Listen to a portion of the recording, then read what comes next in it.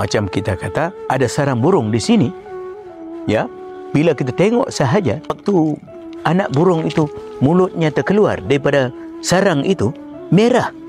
Kita tengok-tengok ibunya datang, beri makan. Jadi, burung yang duduk mengetar itu, membukakan mulutnya merah itu, kenapa dia dibantu apa yang dia dapat oleh ibunya? Kerana dia ada dua sifat. Dia miskin bapa gedana dan dia lemah. Dengan sebab dua itu, seluruh ibu ini, seluruh alam ini khidmat padanya. Begitulah kenyataan kita ini.